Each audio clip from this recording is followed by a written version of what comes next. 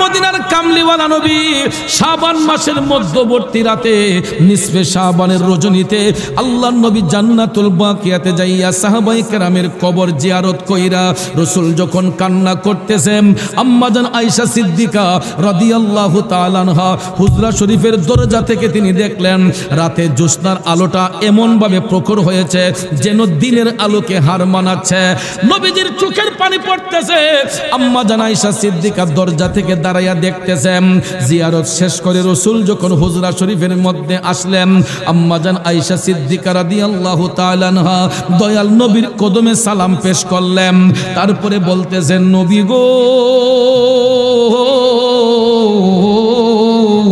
ওগো মদিনার কামলিওয়ালা নবী, আমি আয়েশা আপনার কদমে মাপ চাই, আমাকে ক্ষমা করেন। আমার মদিনার কামলিওয়ালা নবী ডাক দিয়া কয়, আয়েশা রে, ও প্রাণের আয়েশা, তুমি কি জানো না আজকের এই রাতটা কিসের রাত? আম্মাজান আয়েশা সিদ্দিকা রাদিয়াল্লাহু তাআলা আনহা বলেন, আল্লাহ এবং তার রাসূলই ভালো জানে।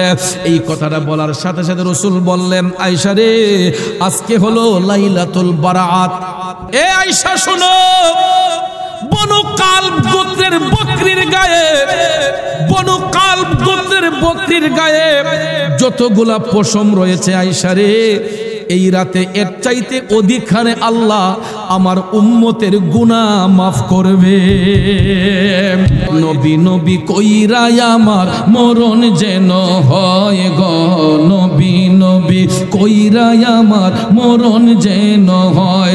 ভাইরে ওই মরণে পাইব শান্তি, থাকবে না রে ভয়। নবী নবী কইরা আমার মরণ যেন হয় গো, নবী নবী মরণ যেন হয়। ভাইরে ওই মরণে পাইব শান্তি, থাকবে না রে ভয়। নবী নবী কইরা আমার মরণ যেন হয়।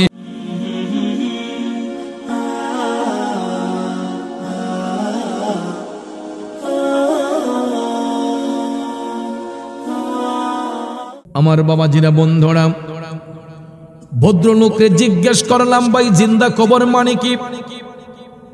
তখন ওই ভদ্রলোক আমাকে জানিয়ে দিলেন, হুজুর, জাহিলি যুগে যেই নারীদের স্বামী মারা যেত, ওই বিধবা নারীগুলাকে এরা অলক্ষী মনে করে জীবিত মাটির নিচে পুঁতে রাখতো। নাউজুবিল্লাহ, কি বলবেন না হুজুর?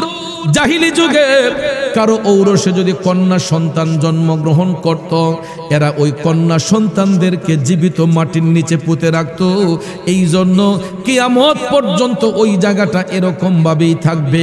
পৃথিবীর মানুষগুলা দেখার জন্য এই জায়গাটা এরকম ভাবেই থাকবে, যাতে করে মানুষ বুঝতে পারে জাহিলি যুগে, সেই বর্বরতার যুগে মানুষরা নারীদের কোনো ইজ্জত দিত না, নারীদের কোনো সম্মান দিত না।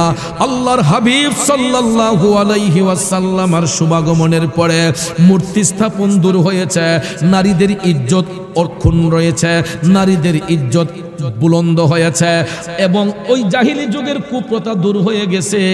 আমার বাবাজিরা, বন্ধুরা, এই জন্য পৃথিবীর মানুষরা জাহিলি যুগের এই খাসিয়তগুলা দেখার জন্য ওই জায়গাটা কিয়ামত পর্যন্ত কাবার হেরেমের মধ্যে এইরকম ভাবেই থাকবে। বন্ধুরা, আমার বাবাজিরা, আল্লাহর হাবিব সাল্লাল্লাহু আলাইহি ওয়াসাল্লাম আসার পরেই মিথ্যা দূরীভূত হয়েছে, সত্য প্রতিষ্ঠা হয়েছে। এই জন্য ওই সত্যকে যারা স্বীকার করবে এরা মুমিন হবে, এরা ইমানদার হবে। আর আল্লাহ রাব্বুল আলামিন সূরা আল মাইদার 9 নম্বর আয়াতে কারিমায় ওই সমস্ত ব্যক্তিদের সঙ্গে ওয়াদা করতেছেন, বিসমিল্লাহির রহমানির রহিম,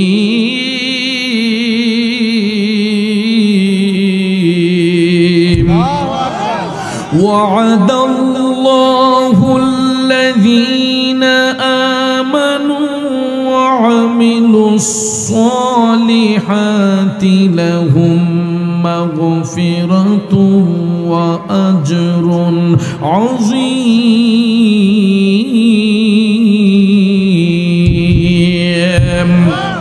একটা জবানও বন্ধ রাখবেন না। চিৎকার মেরে বলুন ঘোষণাটা কার? আল্লাহ রাব্বুল আলামিন বলতেছেন যারা ঈমান এনেছে, ভালো কাজ করেছে, যারা ঈমান ইখলাসের সহিত সৎ কাজ করেছে, আল্লাহ তাদের সঙ্গে ওয়াদা করতেছে, আল্লাহ কই আমি তাদেরকে ক্ষমা করে দিয়া এদের জন্য জান্নাতে আমি উত্তম পুরস্কার নির্ধারণ করে রাখছি।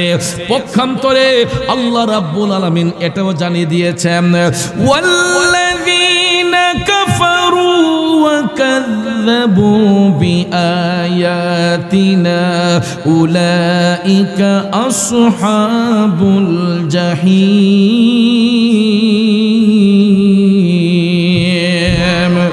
যারা কুফরি করে, যারা কুফরিতে লিপ্ত, আল্লাহর বিধানগুলোকে যারা অমান্য করে, আল্লাহ কয় আমি এদেরকে জাহান্নামের অধিবাসী বানিয়ে দেব। কিসের অধিবাসী? যারা কুফরি করে, যারা আল্লাহর সত্যকে গোপন রাখে, যারা নবীর সঙ্গে বেঈমানি করে, ঈমানের খেলাফ কাজ করে, আল্লাহর বিধানগুলোকে অমান্য করে, আল্লাহ কয় এদেরকে আমি জাহান্নামের অধিবাসী বানিয়ে দেই। তাহলে ভাইয়ার আমার, ইসলামের শুরু থেকে এখন পর্যন্ত ইসলামের শত্রু আছে না নাই? আরো জোরে কোন আছে না নাই? বাবাজিরা আমার, বন্ধুরা আমার, ওই কথাটা বোঝাবার জন্য কথাটা বলতেছি যে ইসলামের শত্রু যে এখনো দুনিয়ার জমিনে আছে, এদের লেবাস সুন্দর, এদের ঘুমটা সুন্দর, এদের চেহারা দেখলে দেখবেন সুন্দর, কিন্তু এদের অন্তরটা অন্ধকার। এ বন্ধুরা আমার, বাবাজিরা, এই যে আজকে রবিবার যাচ্ছে, গত রবিবারে এমন একটা রাত আমরা পার করছি রে, যেই রাতটাকে বলা হয়েছিল লাইলাতুল বারাআত। কথা বলেন ঠিক কিনা? যেটাকে ভাগ্যের রজনী বলে আমরা শবে বরাত বলি। কথা কোন ঠিক কিনা? বন্ধুরা আমার, শবে বরাত কোরআন শরীফ দ্বারা প্রমাণিত, হাদিস শরীফ দ্বারা প্রমাণিত। কথা কোন ঠিক না বেঠে? এখন আজকাল দেখা যায় কিছু তথাকথিত শায়েখ মাথায় টুপি, মুখে দাড়ি, জুব্বা লাগাইয়া বলতেছে যে শবে বরাতের রাতে মসজিদে গিয়ে ইবাদত করার চাইতে বেশ্যাখানায় গিয়ে খারাপ কাজ করা অনেক ভালো। আরো আস্তে কন্যা নাউজুবিল্লাহ। এরকম কুরুচিফুল বক্তব্য যদি কোনো আলেম নামক ব্যক্তির মুখ দিয়ে আসে, আমরা কি তাকে আলেম বলবো নাকি জালেম বলবো? আরেকটু জোরে কোন, আলেম নাকি জালেম? এ বন্ধুরা আমার, এইরকম কুরুচিফুল বক্তব্য, এইরকম কুরুচিপূর্ণ বক্তব্য যদি কোনো জালেমের মুখ দিয়ে আসে, সে আল্লাহর বন্ধু না শত্রু? নবীর বন্ধু না শত্রু? মুমিনদের বন্ধু না শত্রু?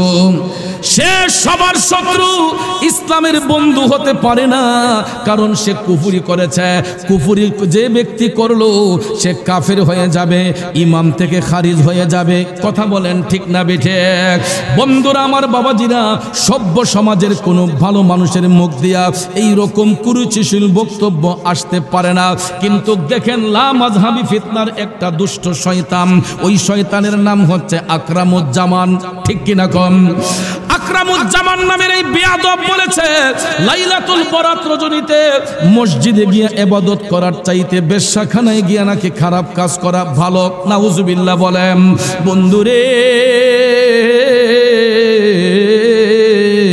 এই লাইলাতুল মুবারাকা দ্বারা রাসূল বলেছেন নিসফে শাবান, শাবান মাসের মধ্যবর্তী রাত। কেননা কোরআন শরীফের মধ্যে আমার আল্লাহ সূরা দুখান শরীফের 3 নম্বর আয়াতে কারিমায় বলেন, ইন্না আনজালনাহু ফি লাইলাতিন মুবারাকাতিন ইন্না কুন্না মুনযিরিন। ঘোষণাকার, আরো জোরে বলেন ঘোষণাকার। আল্লাহ রাব্বুল আলামিন সূরা দুখান শরীফের 3 নম্বর আয়াতে কারিমায় বলতেছেন, নিশ্চয়ই আমি কোরআনে পাককে বরকতের রজনীতে নাজিল করেছে। এখানে 4 নম্বর আয়াতে কারিমায় আল্লাহ তাআলা বলেছেন, ফিহা ইউফরাকু কুল্লু আমরিন হাকিম। ইহার মধ্যে, এই রাতের মধ্যে আমি প্রত্যেকটা গুরুত্বপূর্ণ কাজের দৃঢ় সিদ্ধান্ত গ্রহণ করি। আল্লাহু আকবার কম। বাস এতটুক। এখন দেখেন সূরাতুল কদরে আল্লাহ তাআলা নির্দিষ্ট করে বলতেছেন, ইন্না আনজালনাহু ফি লাইলাতিল কদর। আল্লাহ তাআলা কয় নিশ্চয়ই আমি কদরের রাত্রিতে কোরআনকে নাজিল করেছি, পরিপূর্ণ করেছে। আর ওই কোরআন কদরের রাত্রিতে আল্লাহ নাজিল করেছেন। আল্লাহ রাব্বুল আলামিন আরো বলেন শাহরু রমাদানাল্লাযী উনজিলা ফীহিল কুরআন। আল্লাহ কয় রমজান মাসে আমি কোরআনকে নাজিল করেছি। সাহাবায়ে কেরাম বললেন ইয়া রাসূলুল্লাহ এই কদরের রাতটা কোন রাত? আল্লাহর হাবিব সাল্লাল্লাহু আলাইহি ওয়াসাল্লাম বলেন তোমরা রমজান শরীফের শেষ দশকের বেজুর রাতে তোমরা লাইলাতুল কদরকে তালাশ করো। মনোযোগ মনোযোগ। মুফাসসিরিনে কেরাম বলেছেন এটা 21 রজনী হতে পারে, 23 রজনী হতে পারে, 25 রজনী হতে পারে, 27 রজনী হতে পারে, 29 রজনী হতে পারে। তবে অধিক সংখ্যক মুফাসসিরিনে কেরাম বলেছেন 27 রজনীকেই লাইলাতুল কদর বলা হয়। আর ওই কদরের রাত্রিতে আল্লাহ রাব্বুল আলামিন কোরআন নাজিল করেছেন। এখন কদরের রাত্রিটা কোন মাসে হয়? রমজান মাসে হয়। এটাও আল্লাহ কোরআন শরীফের মধ্যে বলেছেন। এখন ভাইয়ার আমার জগৎ বিখ্যাত তাফসীর ইবনে আব্বাসের মধ্যে এই আয়াতে কারিমার তাফসীর করা হয়েছে যে সূরা দুখান শরীফের 3 নম্বর আয়াতে কারিমার তাফসীর করতে যাইয়া প্রথমেই দুখান শরীফের মধ্যে আসছে আলিফ লাম মিম। এই সূরার শুরুতে প্রথম আয়াতটাই হলো আলিফ হামিম। কোরআন শরীফের মধ্যে এই জাতীয় কিছু কিছু আয়াত আছে যেমন আলিফ লাম মিম, হামিম, ইয়াসিন, তাহা, কাফ হা ইয়া আইন সাদ। এই জাতীয় কিছু কিছু আয়াত দেখবেন কোরআনে পাকে অনেক সূরার শুরুতে আসছে। এইগুলোকে বলা হয় আয়াতে মুতাশাবিহা। কি বলা হয়? প্রত্যেকটা তাফসীরের কিতাব খুলবেন এটার অর্থ আল্লাহু আ'লামু, আল্লাহ তাআলা ভালো জানেন এবং আল্লাহ রাসূল ভালো জানেন। সুবহানাল্লাহ। এখানে সূরা দুখান শরীফের শুরুতে বলা হয়েছে হামিম, এটা আয়াতে মুতাশাবিহাত, হরফে মুকাত্তাআত। হরফে কি? মুকাত্তাআত। এগুলার অর্থ একমাত্র আল্লাহ রাসূলই ভালো জানেন। এরপরে আল্লাহ পাক বলেছেন ওয়াল কিতাবিল মুবিন, সুস্পষ্ট কিতাবের কসম, সুস্পষ্ট কিতাবের কসম। এরপরে আল্লাহ পাক বলেন ইন্না আনজালনাহু ফি লাইলাতিন মুবারাকাতিন ইন্না কুন্না মুনদিরিন। নিশ্চয়ই আমি আল্লাহ বরকতময় রজনীর মধ্যে কোরআনকে অবতীর্ণ করেছি, আমি আল্লাহ সতর্ককারী, ভয়ভীতিকারী। এরপরে বলা হয়েছে ফিহা ইউফরাকু কুল্লু আমরিন হাকিম, আমি এই রাতে প্রত্যেকটা গুরুত্বপূর্ণ কাজের দৃঢ় সিদ্ধান্ত গ্রহণ করি। এখন জগৎ বিখ্যাত তাফসীর ইবনে আব্বাসের মধ্যে আসছে এরকম ভাবেই যে প্রত্যেকটা গুরুত্বপূর্ণ কাজের দৃঢ় সিদ্ধান্ত যদি আল্লাহ পাক গ্রহণ করেন বরকতের রাতে।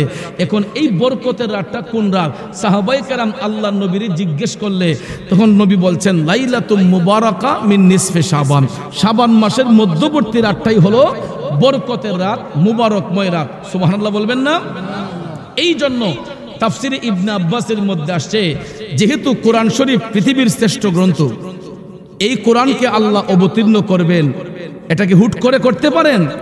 অবশ্যই পারেন না। কোরআন অবতীর্ণ করার আগে আল্লাহ কোরআন নাজিলের সিদ্ধান্ত গ্রহণ করেছেন। আর ওই সিদ্ধান্তটা আল্লাহ গ্রহণ করেছেন মুবারকময় রাতের মধ্যে। যেহেতু 4 নম্বর আয়াতে বলা হয়েছে ফিহা ইউফরাকু কুল্লু আমরিন হাকিম, যে ওই রাতে প্রত্যেকটা গুরুত্বপূর্ণ কাজের দৃঢ় প্রতিজ্ঞা গ্রহণ করা হয়। কথা বলেন ঠিক না বেঠিক? আমার বাবাজিরা, বন্ধুরা, এই রাতের অনেক ফজিলত, অনেক কল্যাণ, যেটার দিকে বিবেচনা করলে আমরা একটা দিকে যাইতে পারি হাদিস শরীফের দিকে। কারণ ভাইয়ার আমার, বন্ধুরা আমার, এই সমাজের মধ্যে দেখবেন অনেকে আছে আহলে কোরআন, কেউ আছে আহলে হাদিস। ঠিক না বেঠিক? আমরা শুধু আহলে কোরআনও নয়, আহলে হাদিসও নয়, আমরা কোরআনও মানি, হাদিসও মানি। এই জন্য আমরা আহলে সুন্নাত ওয়াল জামাআত। কথাটা কি বুঝতে পারছেন? আমরা কোরআনও মানি, হাদিসও মানি, এই জন্য আমরা আহলে সুন্নাত ওয়াল জামাত। কারণ কোরআন সুন্নাহর আইন আমরা প্রতিষ্ঠা করার জন্যই আমরা আহলে সুন্নাত ওয়াল জামাত কাজ করে যাই। এই জন্য এই সমাজের মধ্যে যারা আহলে কোরআন এরা হাদিস বিশ্বাস করে না, যারা আহলে হাদিস এরা হাদিস চুরি করে। নাম দিছে হাদিস পরিবার, কিন্তু এরা হাদিস চুরি করে। এই জন্য ভাইয়ার আমার, আমাদের দেখবেন বলে যে সুরের মার বড় গলা থাকে, ঠিক না বেটি?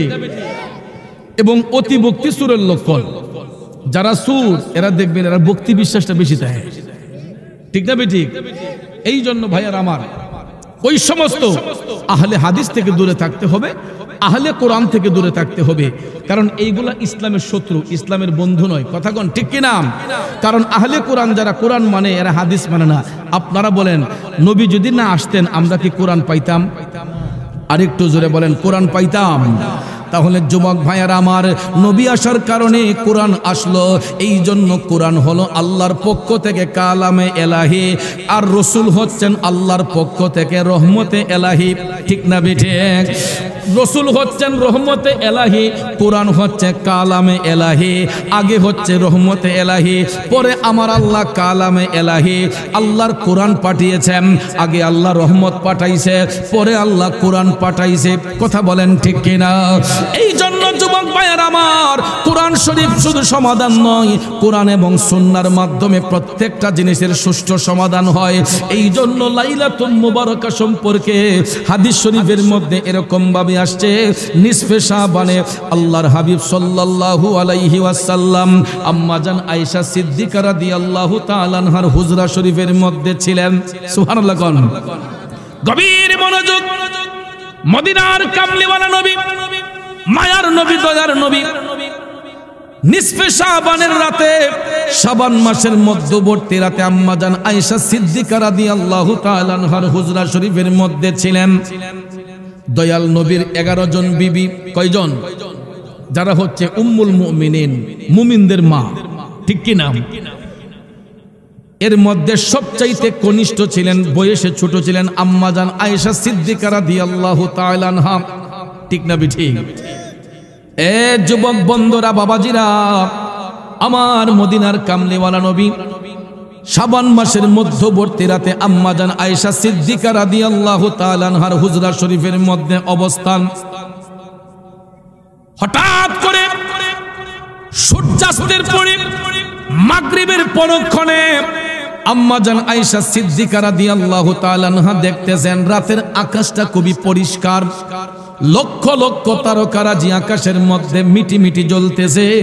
এরই মধ্যে দেখা যায় জ্যোৎস্না রাতে চাঁদের আলোটা দিনের আলোর মতো মনে হচ্ছে। চন্দ্র কিন্তু প্রত্যেক মাসে উদয় হয়, চাঁদের আলো কিন্তু প্রত্যেকটা মাসেই দেখা যায়। কিন্তু আপনারা এখনো লক্ষ্য করে দেখবেন শাবান মাসে চাঁদের আলোটা একটু পাওয়ারফুল থাকে, ঠিক না ঠিক? আমাদের দেশে আঞ্চলিক স্পেলিং এ অনেকে কইটা বাত্তির চাঁদ। আমরা সিলেট হবিগঞ্জের ভাষায় শাবানের চাঁদ যখন আসে, আমাদের এলাকায় অনেক মানুষ বলে বাত্তির চাঁদ আইছে। কেন বলে? কারণ এই শাবান মাসে এত সুন্দর চাঁদের আলো অনেক সময় দিনের আলোর মতো মনে হয়। কথা কোন ঠিক না ঠিক? গভীর মনোযোগ আমার ভাইয়েরা, শাবান মাসের মধ্যবর্তী রাতে আল্লাহর হাবিব আম্মা জান আয়েশা সিদ্দিকা রাদিয়াল্লাহু তাআলা আনহার হুজরা শরীফের মধ্যে, বন্ধুরে রাতের আকাশটা পরিষ্কার, জ্যোৎস্না রাতে চাঁদের আলোটা দিনের আলোর মতো দেখা যাচ্ছে। আম্মা জান আয়েশা সিদ্দিকা অনেক আনন্দিত যে এত সুন্দর একটা রাতে দয়াল নবী আম্মা জান আয়েশা সিদ্দিকার হুজরা শরীফের মধ্যে হঠাৎ করে দেখা যায় মদিনার কামলিওয়ালা নবী এশারের পরক্ষণে হুজরা শরীফের দরজা খুলে বের হলেন। অনেকক্ষণ হয়ে গেল রাহমাতাল লিল আলামিন নবী হুজরা শরীফের ভিতরে আসছেন না। আম্মা জান আয়েশা সিদ্দিকা রাদিয়াল্লাহু তাআলা আনহা ধারণা করলেন হয়তো রসুল অন্য কোনো বিবির ঘরে হয়তো আরামে চলে গেছে। তিনি এটা ভাবলেন যে রসুল হয়তো অন্য কোনো বিবির ঘরে আরামে গেছেন। এই জন্য অনেকক্ষণ হয়ে গেল রসুল হুজরা শরীফে আসছেন না। মাঝরাতে আম্মা জান আয়েশা সিদ্দিকা হুজরা শরীফের দরজাটা খুললেন। খোলার সাথে সাথে দেখতে পান আমার মদিনার কামলিওয়ালা নবী, নূরের নবী, মায়ার নবীজি জান্নাতুল বাকিয়ার মধ্যে দাঁড়াইয়া মদিনার কামলিওয়ালা নবী উম্মতের কবর জিয়ারত করতেছেন। আমার রাসূল কবর কি করছেন? জিয়ারত করতেছেন। বলেন না কি করতেছেন? জিয়ারত করতেছেন। আজকাল ওই লামাযহাবী ফিতনা খারিজি ফিতনার লোকেরা দেখবেন এরা কবর জিয়ারতের বিরুদ্ধে ফতোয়া দেয়। দেই কি দেয় না? আবার কিছু কিছু আলগা পাতলা পণ্ডিত আছে দেখবেন, যদিও কবরের পারে গিয়া দাঁড়ায়, জিয়ারত কইরা মুনাজাতের সময় দেখবেন বডিটারে পশ্চিম দিকে ঘুরাইলায়। ঠিক না ঠিক? বা ইন্তেকালের পরে জানাজা দিয়ে যখন কবরস্থানে রাখার পরে আমরা যখন আইসা আবার মাটি দিয়ে যখন জিয়ারতে দাঁড়াই, তখন দেখবেন জিয়ারত কইরা ওই দোয়াটা করার সময় মৌলবীরি পশ্চিম দিকে ঘুরা জায়গা আসেনি। আমরা দেশের মাঝে মুরব্বীরা কইতো সেমা ইমানদারের থেকে খারাপ ইমান বহুত ভালো, এরপরে সেমা ইমানদার বালা না। ঠিক না ঠিক? ডাইরেক্ট মুনাফিকি করে এক বালা, কিন্তু সেমা মানুষটি আছে না, এটি খুব ডেঞ্জারাস। শুনেন, কেবলা হচ্ছে নামাজের জন্য শর্ত। কেবলা কিসের শর্ত? নামাজের জন্য কেবলা শর্ত। আমরা যখন নামাজে দাঁড়াবো তখন কেবলা নির্ধারণ করব পশ্চিম দিক। কথা কোন ঠিক কিনা? দোয়ার জন্য কোনো কেবলার প্রয়োজন হয় না। আল্লাহ কি শুধু পশ্চিমে আছে, পূবে আল্লাহ নাই? উত্তরে আল্লাহ নাই? দক্ষিণে আল্লাহ নাই? উপরে আল্লাহ নাই? জমিনে আল্লাহ নাই? আল্লাহ পাইতে গেলে কোনো দিক লাগে? কিন্তু নামাজের মধ্যে দাঁড়াইলে আমাদেরকে পশ্চিম দিক নির্ধারণ করে দাঁড়াতে হয়। কেননা আমাদের এই দেশ থেকে আরব দেশটা হচ্ছে পশ্চিম দিকে। এই জন্য ভাইয়ার আমার, কাবা হচ্ছে পৃথিবীর মধ্যস্থলে। কাবা হচ্ছে কি? পৃথিবীর মধ্যস্থলে। এই জন্য ওই কাবাকে শনাক্ত করে আমরা এখান থেকে পশ্চিম দিকে কেবলা পড়ছে, এই জন্য আমরা পশ্চিম দিক নামাজের জন্য কেবলা নির্ধারণ করে দাঁড়াই। কথাটা কি বুঝতে পারতেছেন? দোয়ার জন্য কেবলা শর্ত নয়, দোয়ার জন্য কেবলা শর্ত নয়। দোয়ার জন্য শর্ত হলো আপনার হাতগুলা এভাবে আল্লাহর দরবারে উপস্থাপন করবেন, যাতে করে আপনার মধ্যে আজিজি থাকে, প্রেম ভক্তি থাকে। অনেকে দেখবেন দুই হাত ছড়াইয়া মুনাজাত করে, এটাও করবেন না। আমাদের হানাফি মাযহাবের মতে এমনভাবে হাত উঁচু করতে হবে যাতে করে আমাদের সিনা, যেখানে আল্লাহ রাব্বুল আলামিন আমাদেরকে গায়েবী মদদে আল্লাহ পাক এখানে আমাদেরকে এলেম দান করে, এই সিনাটা বরাবর হাতগুলাকে এভাবে নিয়ে হাতের তালুটাকে আমার মৌলার দরবারে উত্থাপন করে দেয়া, দুই হাতের তালুটা আসমানের দিকে এমন ভাবে দেয়া যে আল্লাহ, আমি তো ভিখারি, আমি অসহায়, তুমি আমার শূন্য হাতটাকে ভরে দাও। এই জন্য ভাইয়ার আমার, হাতের তালুটা থাকে আসমানের দিকে। কথা কোন ঠিক না ঠিক?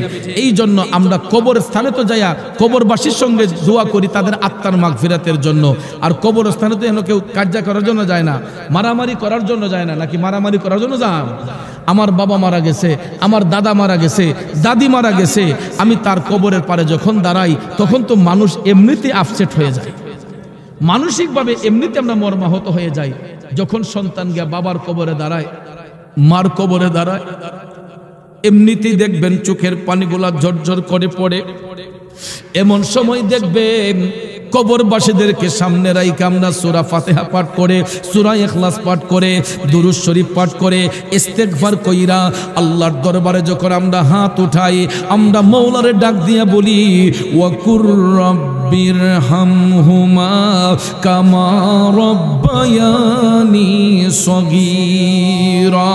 এটার অর্থ হলো, আল্লাহ, আমার মা বাবার উপর তুমি রহম হইয়া যাও, যেমনি ভাবে আমার মা বাবা ছোট্টবেলায় আমি সন্তানকে লালন পালন করেছে, আদর সোহাগ করেছে, আল্লাহ গো, আমি কচি শিশুর মতো আমার মা বাবারে তুমি কবরে লালন পালন করো। এই আয়াতের উসিলা নিয়া সন্তান যখন মা বাবার কবরের পরে দাঁড়ায় আল্লাহর দরবারে ফরিয়াদ করে, আমার আল্লাহ বলে ওই সন্তানের চোখের পানিটা জমিনে পড়ার আগেই আমি তার মা বাবার রুহের উপর খুশি হইয়া যাই। আরো জোরে জোরে কন্যা সুবহানাল্লাহ। এক যুবক বন্ধুরা, আমার বাবাজিরা, এই জন্য আমরা 100 বার 1000 বার কবর পারে যাইয়া জিয়ারত করব, কারণ জিয়ারতের শিক্ষা আমাদেরকে দিয়েছেন রাহমাতাল লিল আলামিন, মায়ার নবী, দয়ার নবীজি। কথা বলেন ঠিক না? আমার মদিনার কামলিওয়ালা নবী শাবান মাসের মধ্যবর্তী রাতে নিসফে শাবানের রজনীতে আল্লাহর নবী জান্নাতুল বাকিয়াতে যাইয়া সাহাবায়ে কেরামের কবর জিয়ারত কইরা রাসূল যখন কান্না করতেছেন আম্মাজান আয়েশা সিদ্দিকা রাদিয়াল্লাহু তাআলা আনহা হুজরা শরীফের দরজা থেকে তিনি দেখলেন রাতে জ্যোৎস্নার আলোটা এমন ভাবে প্রখর হয়েছে যেন দিনের আলোকে হার মানাচ্ছে। নবীজির চোখের পানি পড়তেছে। আম্মাজান আয়েশা সিদ্দিকা দরজা থেকে দাঁড়াইয়া দেখতেছেন।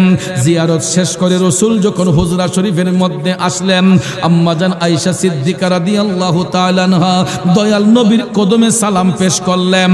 তারপরে বলতেছেন নবী গো, ওগো মদিনার কামলিওয়ালা নবী, আমি আয়েশা আপনার কদমে মাপ চাই, আমাকে ক্ষমা করেন।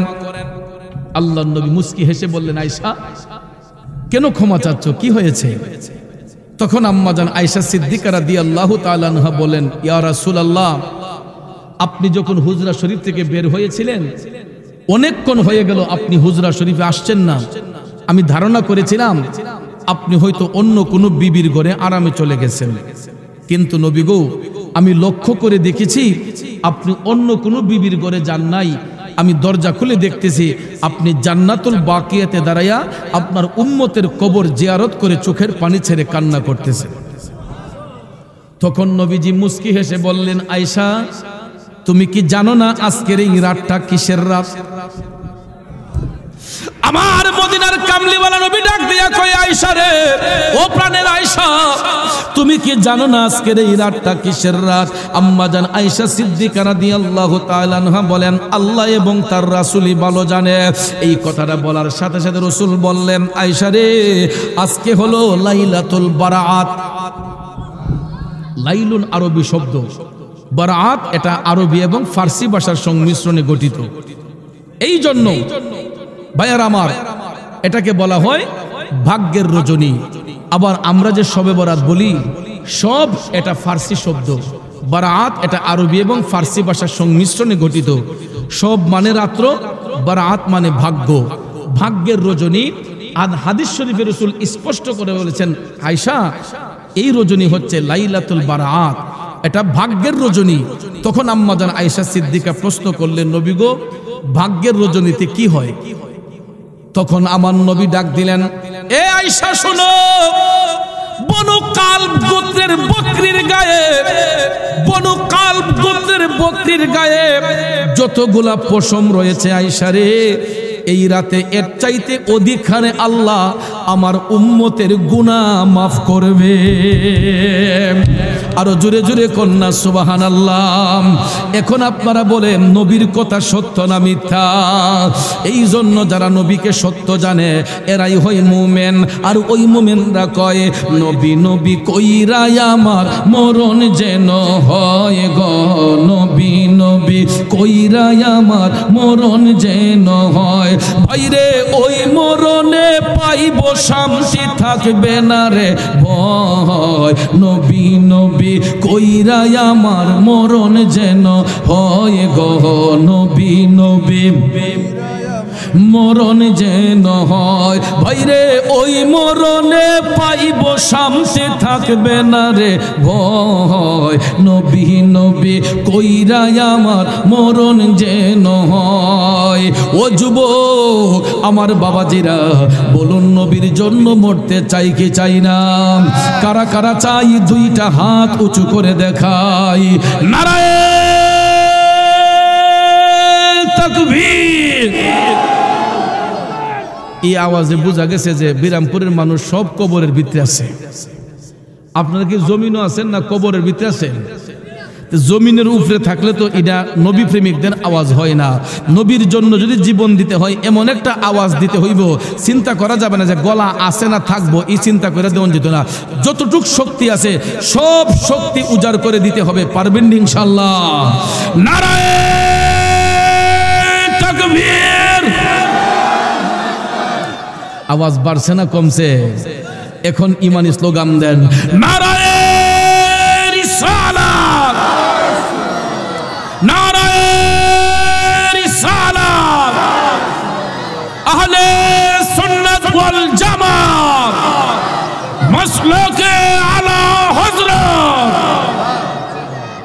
কষ্ট হইছে। আওয়াজটা নিছি কেন জানেন?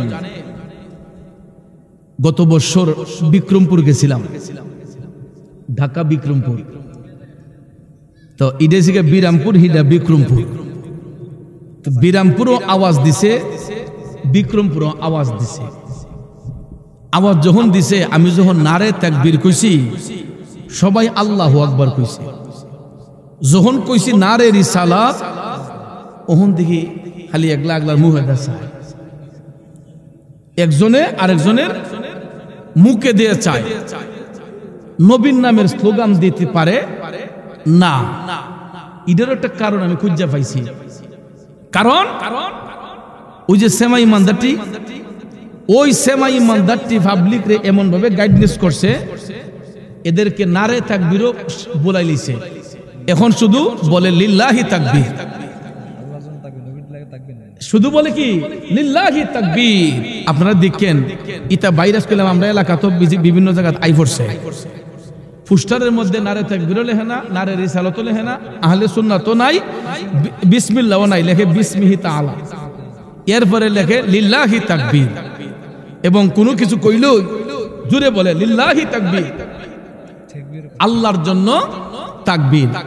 এখন বলুন আপনারা, তাকবীর কি শুধু আল্লাহর জন্য হবে নাকি নবীর জন্য হবে? আল্লাহর জন্য তাকবীর দিলেও আল্লাহ খুশি, না দিলেও আল্লাহ খুশি। কথা কোন ঠিক না বেঠিক? আল্লাহরে দিলেও খুশি, না দিলেও খুশি। আল্লাহরে আপনি কইলেও খুশি, তুমি কইলেও খুশি, তুই কইলেও খুশি। কথা কোন ঠিক না বেঠিক? যেহেতু আল্লাহ হচ্ছে রহমান, আল্লাহ রাহিম, আল্লাহ গাফফার। আল্লাহ কই বান্দা তুই আমার যে নাম ধরে ডাকস আমি এমনি খুশি, কিন্তু আমার হাবিবকে যখন ডাকবা তখন তোমরা আদব বজায় রাখবা। আল্লাহর জিকির ওযু অবস্থায় করা যায়, না ও করা যায়, ওযু না থাকলেও জিকির করা যায়, সমস্যা নাই। কিন্তু দুরূদ শরীফ পড়তে গেলে আপনাকে ওযু শর্ত। সুবহানাল্লাহ করলাম। কালেমার অংশ কয়টা? একটা হলো লা ইলাহা ইল্লাল্লাহ, অপরটা মুহাম্মদুর রাসূলুল্লাহ। এখন লা ইলাহা ইল্লাল্লাহ কি আল্লাহর কালেমা? নো, লা ইলাহা ইল্লাল্লাহ নবীদের কালেমা। এটার অর্থ হলো আল্লাহ ছাড়া দুসরা কোনো মাবুদ। ওই সাক্ষী দেওয়ার জন্য নবীগণকে আল্লাহ পৃথিবীতে পাঠাইছেন, আর নবীগণ আইসা এই কথা তাদের জবান দিয়ে বলছেন তোমরা পড়ো লা ইলাহা ইল্লাল্লাহ। এটা নবীদের কালেমা না, নবীদের কালেমা, আল্লাহর কালেমা না। পূর্বের যুগের নবীগণ যখন তাদের গোত্রে তাদের উম্মতদেরকে কালেমার দাওয়াত দিতেন, কেউ বিশ্বাস করত, কেউ করত না। আর যদি বিশ্বাস করি লিত লা ইলাহা ইল্লাল্লাহ, তখন মুসা নবীর উম্মতরা বলতো মুসা কালিমুল্লাহ, ঈসা নবীর উম্মতরা কইতো ঈসা রুহুল্লাহ। এরকম ভাবে সব নবীর উম্মতরা কালেমা স্বীকার করলে তাদের নবীর নাম বলতো। এখন উম্মতে মুহাম্মদী লা ইলাহা ইল্লাল্লাহ যে পড়বে, পরের কালেমা তাদেরকে শিক্ষা দিলেন কে? যেটা কোন কে? এ বন্ধুরা আমার, বাবাজিরা, কালেমার অংশ দুইটা, একটা হলো লা ইলাহা ইল্লাল্লাহ, আর এটা হলো নবীদের কালেমা। আর মুহাম্মদুর রাসূলুল্লাহ হইল আমার আল্লাহর কালেমা। আরো জোরে কন্যা সুবহানাল্লাহ। এখন আপনারা বলেন লা ইলাহা ইল্লাল্লাহ মুহাম্মদুর রাসূলুল্লাহ অংশ তো দুইটা। এখন অঙ্কের সমাধান কি কালেমা একটা হবে না দুইটা হবে? দুইটার সংমিশ্রণে কালেমা হবে একটা। কারণ বীজগণিতের সূত্র যারা জানেন আপনারা অবশ্যই জানেন, প্লাসে প্লাসে কোনোদিন মাইনাস হয় না। এই জন্য ভাইয়ের আমার, লা ইলাহা ইল্লাল্লাহ প্লাস মুহাম্মদুর রাসূলুল্লাহ সমান এক কালেমা হবে, যেখানে আর কোনো গ্যাপ থাকবে না।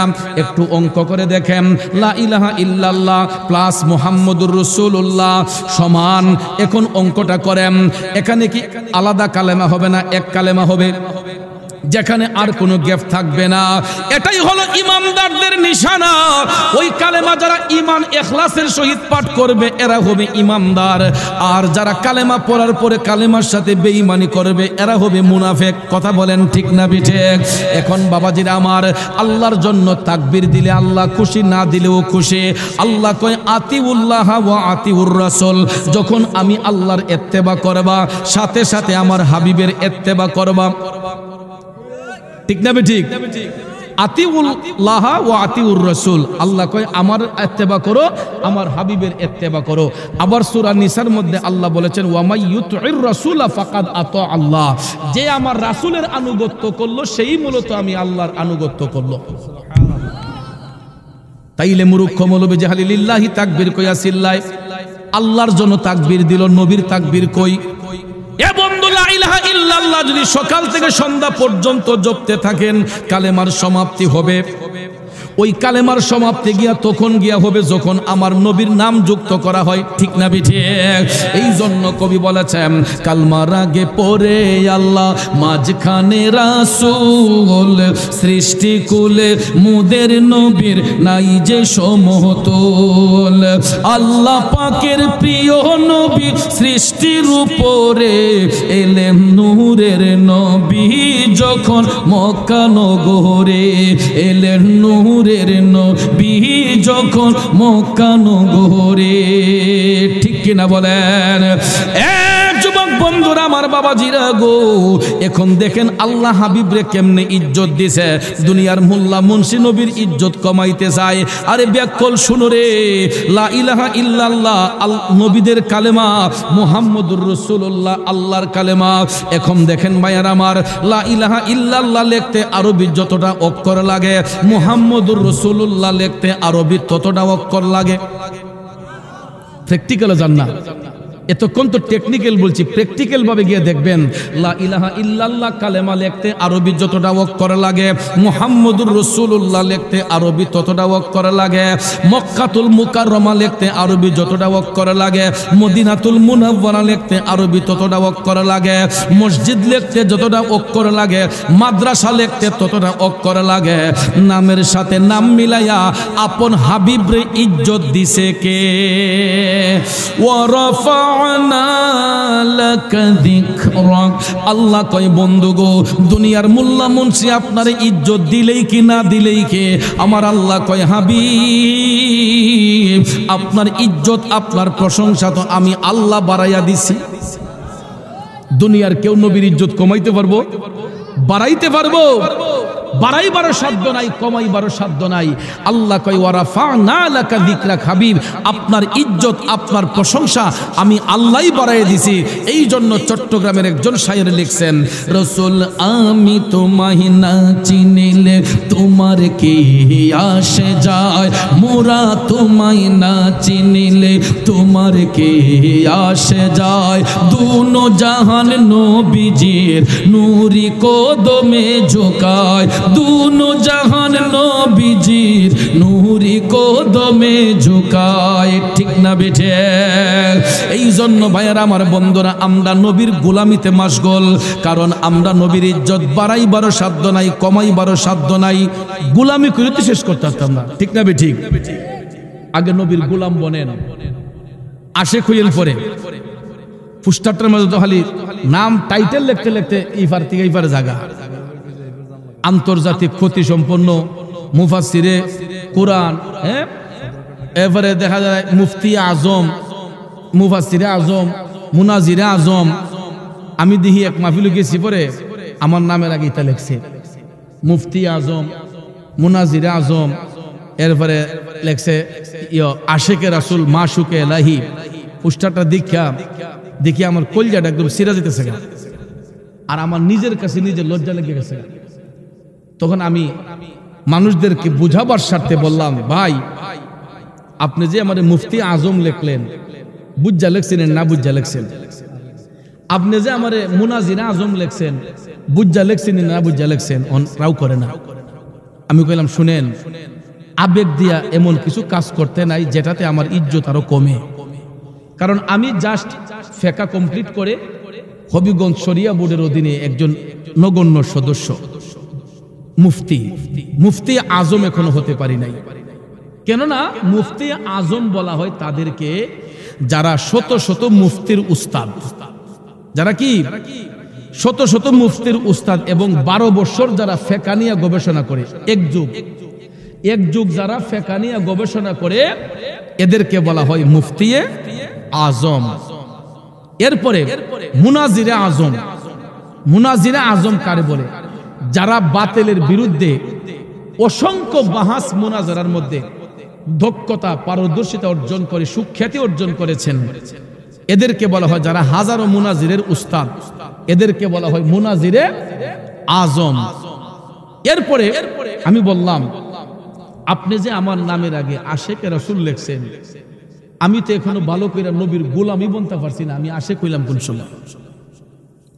আমি তো নবীর গোলামি করতেছি যা আসছে। রসুল তো এখন পর্যন্ত আমার গোলাম বইলে স্বীকার করছে না যে রে আমি তোর গোলাম বইলে স্বীকার করছি। কারণ আমরা নবীর গোলামি করি, কত রাত কান্দি, কত দিন কান্দি, রওজা শরীফের কাছে গিয়েও কাঁদছি, ইয়া রাসূলুল্লাহ দেখা দাও। নবী গো, এই পাপী লাচার তুমি নবীর কদমে হাজির। নবী গো, দয়া করে মায়া করে একটা বার গোলাম একটু দেখা দাও। এত কান্না কামতেছি রে, এখন পর্যন্ত আমার নবীর দেখা পাইলাম না। গোলামি করতেছি, করে যাব, দেহের মধ্যে যতদিন প্রাণ থাকবে নবীর গোলামি হয়ে যাব। নবী যদি একবার গোলাম বলে স্বীকার করে, তখন অটোমেটিকলি আশেকের খাতায় নামটা এসে যাবে। বন্ধুরা আমার, লেখা আশেকের রাসূল হইয়া লাভ নাই।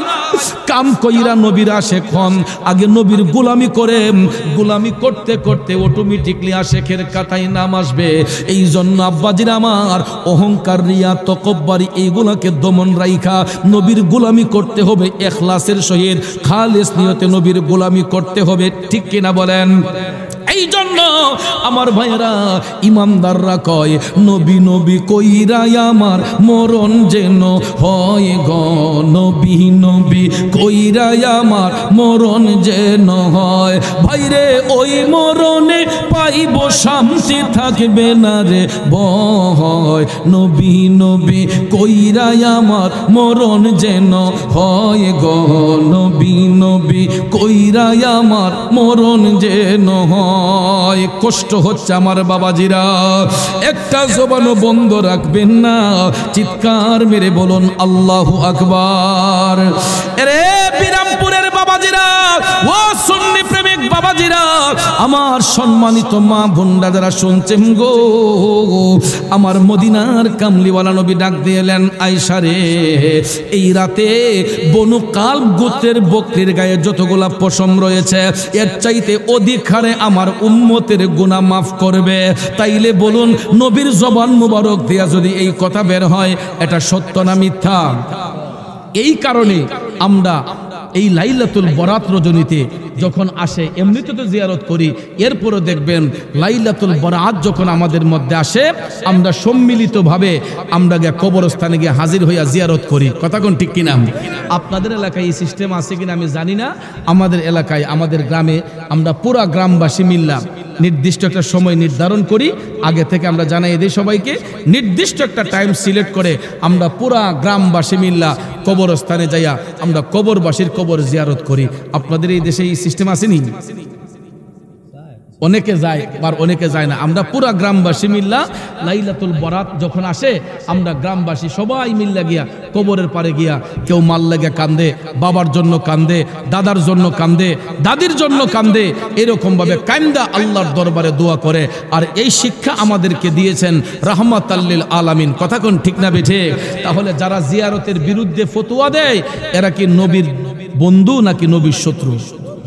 এরা নবীর শত্রু, এরা ইসলামের শত্রু। ইদানিং দেখেছি শাক দিয়া মাছ ডাকার চেষ্টা করতেছে। আমার দোস্ত আল্লামা পীর মুফতি গিয়াসউদ্দিন আত-তাহিরি সাহেব সারা বাংলা ঘুরে সুন্নিয়তের জয়গান দেয়। ঠিক না ঠিক? সুন্নিয়তের পতাকা যখন উড়াচ্ছে, অনেকের চুলকানি বাড়তেছে, হিংসা হয়। এক মাহফিলে বলছিল, আল্লাহর ধন রসুলকে দিয়ে গেলেন আল্লাহ গায়েব হয়ে, রসুলের ধন খাজায় পাইয়া শুয়ে আছেন আজমিরে। এখন ওই কথাটারে আবার রিপ্লে কইরা ইডা নিয়ে আমার দোস্ত জিহাদ করতে করতে বারবার দাঁত ভাঙ্গার জবাব দিছে। এই পর্যন্ত কোনো মারফুতে এটা উল্টাইতে পারছে না। কথা কোন ঠিক না বেঠিক? কারণ উনি কথা বলেছে, সত্য কথা বলেছে, এটার পিছনে অসংখ্য দলিল আদিল্লা দ্বারা উনি প্রমাণ করেছে। এরপরে দেখেন ইডা নিয়ে এখন আবার ওই যে খন্নাসে বলছিল যে লাইলাতুল বরাত রজনীতে মসজিদে ইবাদত করার চেয়ে বেশ্যাখানায় গিয়ে খারাপ কাজ করা ভালো। ইডারে সাফাইবার লাগা আমার দুস্থ যখন বলছে, হুঙ্কার দিছে যে মাফ চাইতে হবে এবং সাইবার ট্রাইব্যুনালে মামলা হইছে, এখন ওই কথাটারে আবার পুনরায় টাইম নেয় না। আমি দেখছি সোশ্যাল মিডিয়াতে তাহির সাহেবের উপরে নাকি মামলা দিবে, তোরা 1000টা মামলা দিল কুসু হইব। কথা কোন ঠিক না ঠিক? তোরা এই মামলার আমরা কচু পাতা মনে করি, কিন্তু আমরা যেই মামলা করেছি অবশ্যই তোকে জেলের ভাত খেতে হবে। কথা কোন ঠিক না ঠিক? কারণ আহলে সুন্নাত ওয়াল জামাতের সৈনিকরা না, তাহিরি সাহেব শুধু একজন, লক্ষ লক্ষ তাহিরি ঘরে ঘরে পয়দা হয়ে গেছে। ঠিক না ঠিক? তাহিরি শুধু একজন নয়, লক্ষ লক্ষ তাহিরি এখন অনেক মায়ের গর্ভ থেকে জন্ম নিয়ে এক একটা জায়গা দখল করে আছে। কথা কোন ঠিক না ঠিক? ভাইয়ার আমার, সুন্নি জামাতের আলেমরা ঐক্যবদ্ধ হইয়া যদি তোদের মতো তথাকথিত শায়েখদেরকে থুতু মারে, তারপরে তোরা ডুবে যাবি। সুন্নি জামাতের আলেমরা যদি ঐক্যবদ্ধ হইয়া একসাথে একই প্ল্যাটফর্মে চলে আসে, তোদের মতো বাতেলরা দৌড়াই তো রাস্তা পাবি না। যেরকম ভাবে রাজা গরু গোবিন্দ, পিতৃরাজ এরা পলায়ন করেছে সত্যের কাছে, এইরকম ভাবে তোরাও সুন্নি আলেমদের কাছে পরাজিত বরণ করে এ দেশ থেকে তোদেরকে চলে যেতে হবে। ঠিক কিনা বলেন? কারণ আমরা নিজের স্বার্থে কথা বলি না, আমরা নিজের ফায়দা হাসিলের জন্য কথা বলি না, আমরা কোনো ইহুদি খ্রিস্টানের টাকা খাইয়া চলি না। আমরা আমাদের নিজের রিজিকের তাল্লাশ আমরা নিজেরা করি এবং আমরা আল্লাহ রসুলের গোলামি করি। ঠিক কিনা বলেন? আমাদের মধ্যে আছে ইমানি শক্তি, ভাইয়ার আমার, বন্ধুর আমার, কিন্তু এই বাতেলরা এলাকার মধ্যে আইসা দেখবেন বিভ্রান্ত ছড়াতে চায়। আমাদের এলাকার কিছু বকাটে যুবকগুলাকে, শিক্ষিত যুবকগুলাকে এরা ডাইভার্ট করে এরা আহলে হাদিস বানাইতে চায়। ঠিক না বেঠি? একটা কথা মনে রাখবেন, জন্মিলে মরণ কিন্তু একদিন আসেনি, মরতে একদিন হবে। কিছু কিছু ভাই সাহেবরা দালালি করে, দালালি মনে করে ওইদের কাছ থেকে টাকা পাইয়া দালালি কইরা আমি টাকা পাইতেছি পকেট বইরা, সমস্যা কি, একটা কাজা লাগাই দিই। আসেনি এমন খাওয়ান না পারি, খাইতে খাইতে উদ্দূর করে লিছে পেটটির। আসেনিও উদ্দূর করে লিছে পেটটির খাইতে খাইতে। এই বিচার একদিন আল্লাহর আদালতে দিতে হবে। কারণ ভাইয়ার আমার, তিনটা হক আছে, হক্কুল্লাহ, হক্কুল ওয়ালিদাইন ওয়া হক্কুন নাস। আল্লাহর হক, পিতামাতার হক, বান্দার হক। আল্লাহর হক যদি কেউ নষ্ট করে, আল্লাহ কইছে লা তাকনাতু মির রাহমাতিল্লাহ, বান্দা আমার কাছে ক্ষমা চাইবি, আমি তোরে মাফ করে দেব, আমার রহমত থেকে নিরাশ হবি না। আল্লাহর আদালতে অপরাধ করলে আল্লাহ মাফ করে দিবে। এরপরে হক্কুল ওয়ালিদাইন, পিতামাতার হক। দেখেন পিতামাতার হক আমরা কয়জনে আদায় করি বলেন? কয়টা লোকে মা বাপের হক আদায় করতেছেন? শতকরা 80% লোক বাদ পড়ে যাবে। 20% আছে কিনা আমার সন্দেহ আছে, মা বাবার খেদমতদারি লোক। ম্যাডাম লাফাইলো দেখা যায় ঠাস করে লয়ে জায়গা বন বেড়ে শহরে বাসা ভাড়া করে। বাড়িতে বৃদ্ধা বাবা, বাড়িতে মা অসুস্থ হয়ে পড়ে আছে, এদের প্রতি কোনো দরদ নাই, যন্ত্রণা নাই, এদের প্রতি কোনো মায়া নাই, মমতা নাই। হে যুবক, তুমি তোমার স্ত্রীকে নিয়ে টাউনে বসবাস করো, শহরে বসবাস করো, তোমার বাবাটা নিজের মুখে খাবার না দিয়া তোমারে খাওয়াইলো, তোমার মা নিজের মুখে খাবার না দিয়া তুমি সন্তানের জন্য খাবারটাকে তৈরি করে রাখছে। মা কারে কই বেড়া দেখো, আমি যে দিন 1 তারিখ বাইট গেছি, আম্মা কইলাম বাড়ি, আমার আম্মা গ্রামে গেছেন, যাবার পরে আমি 15 দিন ধরে আম্মার সাথে দেখা নাই। তো গ্রামে আম্মা যখন গেছে, আমার এক মুরিদ আমার গ্রামের, উনি দেখছে আম্মা বাইট গেছে, পরে ওই লোকে একটা বোয়াল মাছ মনে খাড়ি ইচ্ছে, একটা বোয়াল মাছ আনিয়ে আমার হাদিয়া দিছে আমার এক মুরিদে। তো 15 দিন ধরে আমার লোকে যোগাযোগ নাই, মানে ওই দেখা নাই, মোবাইলে যোগাযোগ হয়। আম্মা কইছো কফুত তোমার অমুক পুতে একটা বোয়াল মাছ লইছে, আমি আম্মা খাইলাম সুন্দর করে। আম্মা কি করছে, একটা পিস বোয়াল মাছের টুকরো মুখ দিছে না, ইডারে ফাঁক কইরা সুন্দর কইরা ডিপ কইরা রাখা দিছে। আমি যখন গেছি দেখি খাবার যখন বাড়ছে, দেখি বোয়াল মাছের পিস। আমি কি কিতা গম্মা এটা খাইছেন না? না ফুত তোমরা বাড়িতে নাই, আমি একলাই ডেকে কেমনে খাই। চিন্তা করে দেখলাম যে 15 দিন আগে মাছ দিল, 15 দিন পর্যন্ত সন্তানের অপেক্ষায় মা একটা মাছের টুকরা খাইব দূরের কথা, জোলটাও মুখে দিছে না। ইডার নাম হইল মা। কথা কোন ঠিক না বেঠিক? এমন শুধু আমার মা না, সমাজের প্রত্যেকটা সন্তানের মা, তার সন্তান যদি মার চোখের আড়ালে থাকে, বড় মাছের মাথাটা ইচ্ছে করলো মা মুখে দেয় না, ইচ্ছে করলো বাবা মাছের মাথাটা খায় না, কয় মুখের মা আমার ভূতের লেগে রেখা দো, হে খাইব না। কেউ এমন বাপ আসেনি নিজের মুখে খাবার না দিয়ে সন্তানের মুখে খাবার তুলে দেয়? মা নিজের মুখে খাবার না দিয়ে সন্তানের মুখে খাবার তুলে দেয়। ও যুবক, এতগুলা কষ্ট দেওয়ার পরেও রে, সন্তান যদি রাধিকার বাজারে একটা বিপদে পড়ে, দেখবেন বিরামপুরের বাবাটা একটা দৌড় দিয়ে আগে রাধিকার বাজারে চলে যাবে, সুলতানপুরের বাজারে চলে যাবে। ওই যে বৃদ্ধা মাটা ঘরের মধ্যে আছে, সন্তানের যদি একটা বিপদ হয় সুলতানপুর রাধিকার মধ্যে, দেখবেন সবাই যাবার আগে আপনার দরদি মা একটা দৌড় দিয়া চইলা যাইব। ওই মা তখন কয় না যে আমার ফুতে আমারে কষ্ট দিছে, বাবা কয় না যে আমার ফুতে আমারে কষ্ট দিছে। এত কষ্ট মা বাপকে দেওয়ার পরেও সন্তান যদি বিপদ মধ্যে পরে, দেখবেন একটা দৌড় দিয়া মা বাবা যায় কয় আমার ফুতের কি হইছে, মা গিয়া কয় আমার ফুতের কি হইছে, কান্দা দেখবেন লালাবিলা হয়ে যায়। কথা কোন ঠিক না ঠিক?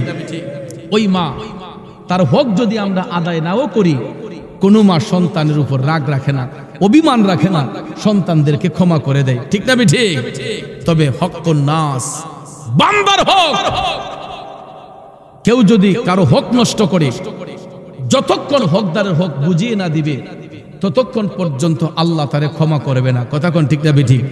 ততক্ষণ আল্লাহ তারে ক্ষমা করবে না।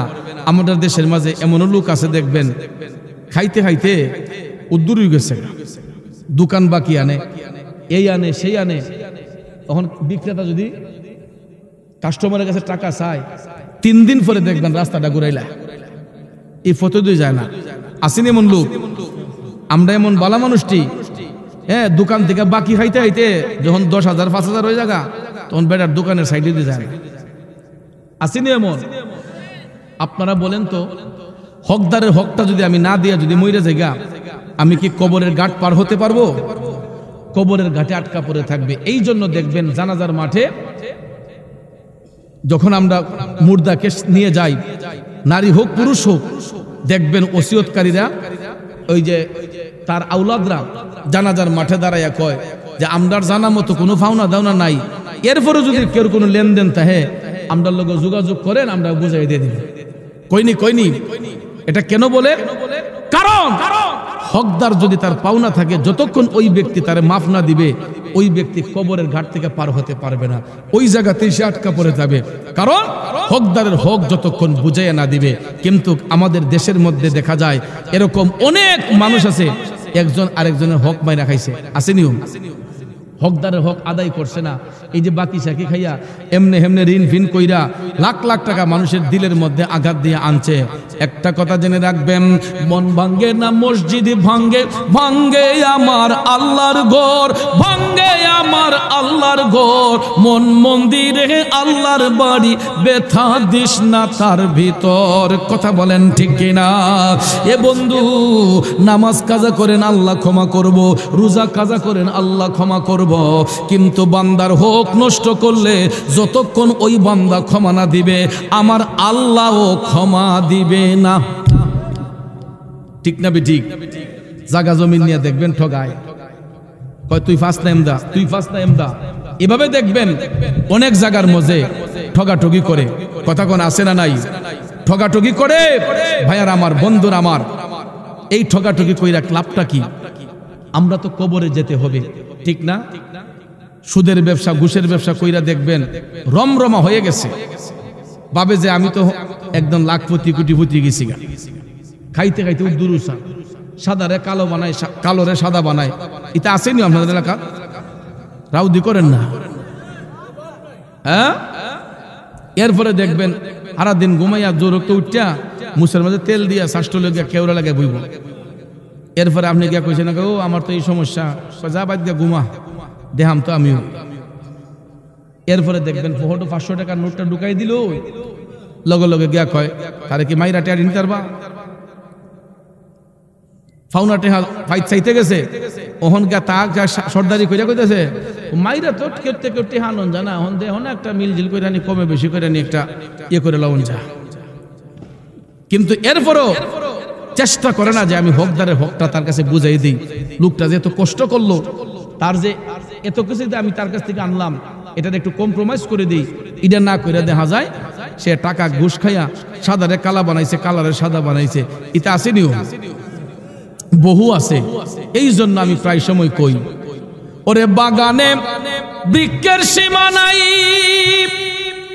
সকল বৃক্ষে আগর চন্দন মিলবে না রে ভাই। ওরে আগর বইলা শেহুরা গাছে কুড়াল খানি ভাঙ্গো না, অজ্ঞানে কি চিন্ত পারে আকবরী সোনা। ঠিক না বিঠে? ওরে বাগানে পাখির সীমা নাই, কাকের মুখে ময়নার বলি শুনছনি রে ভাই। ওরে কাকো কালো কুকিল কালো আরো কালা ময়না, অজ্ঞানে কি চিন্ত পারে আকবরী সোনা। বাইরে বাগানে ফুটে নানান ফুল, সকল ফুলে বসে না রে ভ্রমরা বুলবুল।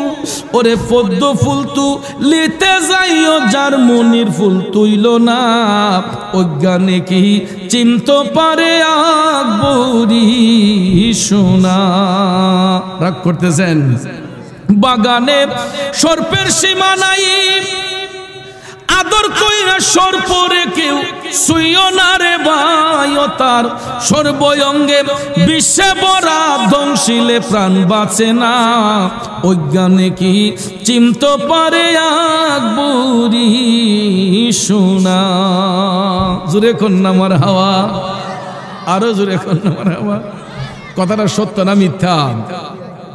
সর্পরে আদর করে শুইয়েন না। এটা কোন সর্প বুঝছেন নি? জিডি খাইতে খাইতে একদম ফাউ থেকে মাথা ফোন তো খাইয়া উদ্দুর করে লিখছে। ইডির কাছে গেলে বিপদ আছে বাজান, কারণ ময়লা থেকে দুর্গন্ধি আইব, সুগন্ধ হইতো না। এটার মধ্যে যতই আতর দেন ময়লা ময়লা বই। কথা কোন ঠিক না ঠিক? এরপরে দেখবেন ইডি ভালো সাজার লেগে বেশি বেশি নামাজ পড়ে। ওই যে কয় অতি ভক্তি সুরের লক্ষণ, হেম দেখলাম খাইয়া লাল হয়ে গেছে।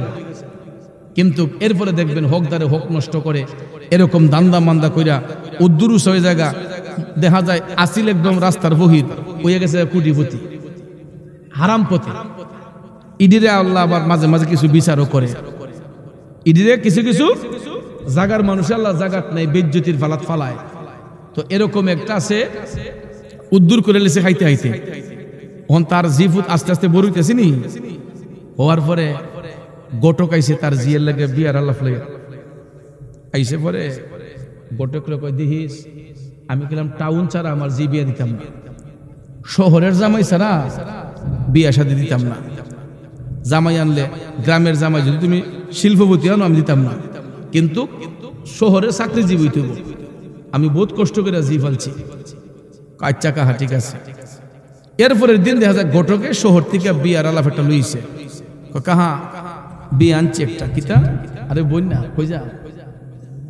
আচ্ছা এরপরে কই বিয়া একটা আনছি। কি বিয়া? কই জামাই নাইট গার্ড। কি গার্ড? Night guard. কইটা কি চাকরি নি? কই হ চাকরি, করা চাকরি। এরপরে ই কথা কই তুই গোটক রাঞ্জাতে ধরে লিছে, তুই আমার বাপ লাগস, যে বাবু বিয়াটা তুই মাইতা দে বাবা, আমার জিরে চাকরি আন জামাই ছাড়া আমি বিয়া দিতাম না।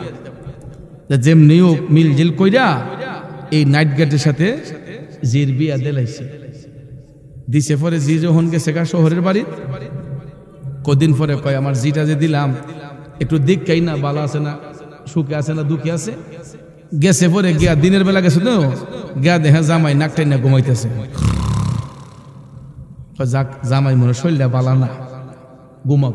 ঘুমাইয়া বেটা যখন উঠছে, উঠতে ওই জামাইয়া গোসল কইরা সেই সন্ধ্যা হইছে, আব্বা বনাইতেছি কয়ে করতে পারে গেছে। হোর লোক আর কথা হইতেছে না।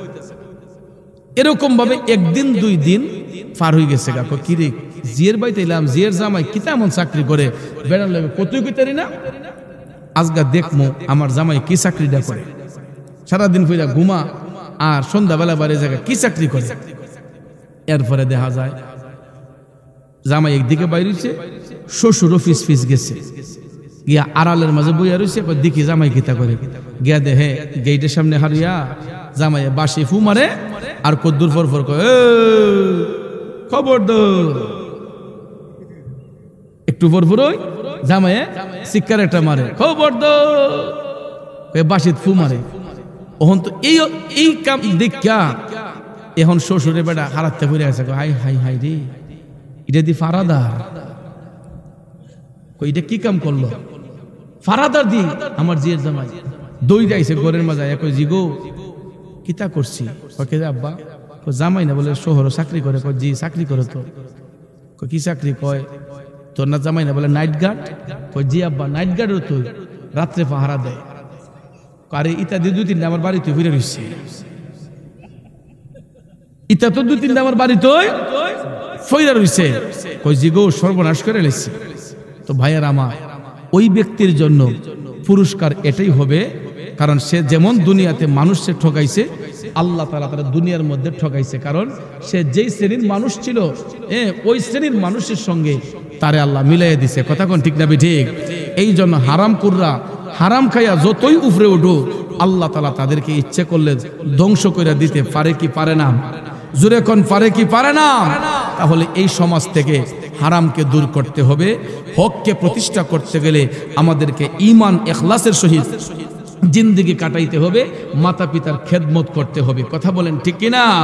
এই জন্য আল্লাহ রাব্বুল আলামিন বলেছেন সূরা আল মাইদার 9 নম্বর আয়াতে, ওয়া'দাল্লাহুল্লাযীনা আমানু ওয়া আমিলুস সলিহাতি লাহুম মাগফিরাতুন ওয়া আজরুন আযীম। আল্লাহ কয় যারা ঈমানের সহিত ইখলাসের সহিত ভালো কাজ করে আমি ওয়াদা করতেছি এদেরকে ক্ষমা করে আমি তাদেরকে পুরস্কৃত করব। আল্লাহ পাশাপাশি বলতেছেন ওয়াল্লাযীনা কাফারু ওয়া কাযযাবু বিআয়াতিনা উলাইকা আসহাবুল জাহিম। যারা কুফরি করবে এবং যারা আল্লাহর বিধানগুলোকে অমান্য করবে, আল্লাহ কয় আমি এদেরকে জাহান্নামের অধিবাসী বানিয়ে দেব।